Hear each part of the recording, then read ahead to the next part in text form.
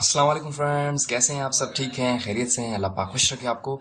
देखिए, आज हमारा टॉपिक है मैथ। हम बोर्ड को इस्तेमाल ना कर सके, हम माजरत चाहते हैं, तो हमने आज वीडियो का डे मिस ना हो जाए उस वजह से हमने कॉपी पर बनाने की कोशिश की है। उम्मीद है आपको समझ आएगा। देखें, हमारी चैनल पर किसकी तैयारी चल रही है? Preparation of STH and DSP. Lecture कौन बना रहा है? अदनान समी बना रहा है। हम क्या पढ़ेंगे? हम मैथ पढ़ेंगे। मैथ में हम क्या पढ़ेंगे? हम वर्ड प्रॉब्लम्स पढ़ेंगे। मैथ में हमने क्या पढ़ना है? वर्ड प्रॉब्लम्स पढ़ेंगे। वर्ड प्रॉब्लम्स, ये हमने इस टॉपिक को ही क्यों चूज किया और वर्ड प्रॉब्लम हम किसे कहते हैं? देखें, अगर देखा जाए तो 2x+3 ये भी तो एक प्रॉब्लम है, लेकिन हम इसको वर्ड प्रॉब्लम नहीं कहते। हम इसको प्रॉब्लम इन एलिमेंट्स कह सकते हैं, प्रॉब्लम इन नंबर्स कह सकते हैं, लेकिन वर्ड प्रॉब्लम हम उसे कहते हैं ऐसा प्रॉब्लम जो हमें वर्ड्स में मिला हो। ठीक है। अब सबसे पहला सवाल हमारा ही स्क्रीन पर आपको नजर आ रहा होगा। इस सवाल को उतार लीजिए, हो सके तो स्क्रीनशॉट निकाल लीजिए ताकि हम समझ सकें तो इस सवाल को आसानी से इन अ मिनट्स कैसे सॉल्व करना है। देखें, आपने इस सवाल को ही नहीं समझना, इस सवाल के जैसे बाकी जितने भी सवाल हैं वो भी आपको आने चाहिए। ठीक है।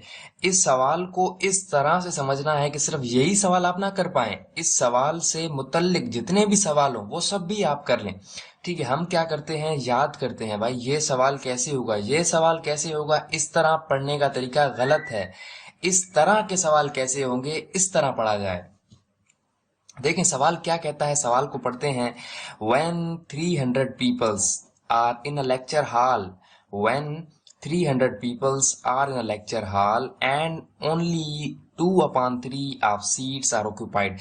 वर्ड प्रॉब्लम को समझने के लिए सबसे पहले तो आपकी थोड़ी बहुत आपको इंग्लिश भी आनी चाहिए, क्योंकि ये मिले ही इंग्लिश लैंग्वेज, उर्दू में तो लिखा नहीं हुआ। ठीक है।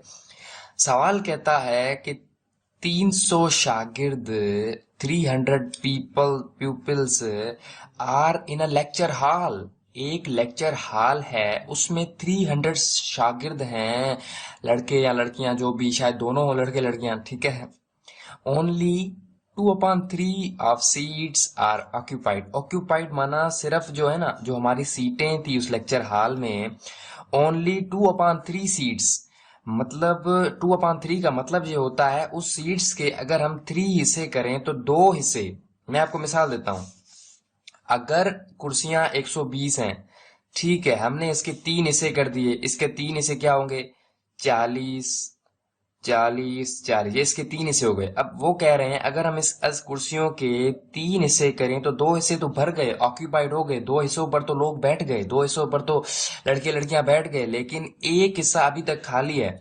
तो हमने 3 हिस्से किए, 120 कुर्सियां हैं, इसका हमें इल्म नहीं है, हमें पता नहीं है लेक्चर हॉल में कितनी कुर्सियां हैं। इसी को तो सवाल कहते हैं, यही तो हमने मालूम करना है।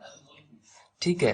अब अगर 2/3 ऑफ सीट्स आर ऑक्यूपाइड, वहां पर कुर्सियां कितनी हैं? अब इस किस्म के सवाल आते हैं हमारी टेस्ट में, और इस किस्म के सवाल आपने इन अ मिनट्स कैसे करना है। देखें, आप अंदाजा लगाने ना बैठ जाएं कि इतनी कुर्सियां हैं, अगर इतने स्टूडेंट्स हैं तो अब मैं अंदाजा लगाऊं। अंदाजा नहीं लगाना, अंदाजा हम इतने होशियार नहीं है कि यूं दिमाग ही दिमाग में कर लें।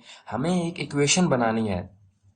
इक्वेशन कैसे बनानी है, यहाँ पर मैंने सॉल्व किया हुआ है, आप देख सकते हैं, लेकिन मैं फिर आपकी आसानी के लिए सॉल्व करता हूँ। 300 स्टूडेंट्स हैं, ठीक है। अब 300 स्टूडेंट, हमारे पास कुर्सियां कितनी हैं? अगर किसी चीज की सवाल में मालूमात ना हो तो हम वहां पर वेरिएबल लेते हैं। वेरिएबल को हम अननोन नंबर भी कहते हैं। ये भी हमारा एक अननोन नंबर है, एक नंबर है जिसे हम जानते नहीं है। ठीक है। अब कुर्सियों का कितना हिस्सा हमें मिला हुआ है सवाल में? 2/3 ऑफ सीट्स। तो 2/3 ऑफ सीट्स आर ऑक्यूपाइड, मतलब ये आपकी इक्वेशन बन गई, एक इजी इक्वेशन। अगर कुर्सियों का इतना हिस्सा 300 स्टूडेंट्स पर ऑक्यूपाइड हो जाता है, भर जाता है, तो टोटल कुर्सियां कितनी हैं? हमने इसको क्या लिया? हमने इसको लिया टोटल चीयर्स। हमने इसको क्या लिया? टोटल चीयर्स लिया। ठीक है। अब हमने x मालूम करनी है। x यहाँ से कैसे मालूम होगी? ये तो आप बचपन से पढ़ते आए हैं। अगर इक्वेशन आप बनाने में कामयाब हो जाते हैं तो फिर एक इजी है, अगले आप आगे आप सॉल्व करेंगे। मैं डायरेक्ट आंसर लिख देता हूँ, 450। ठीक है, ये 3 यहाँ पर आ जाएगा, डिवाइड बाय 2 हो जाएगा, तो ये 450 आपका आंसर आ जाएगा।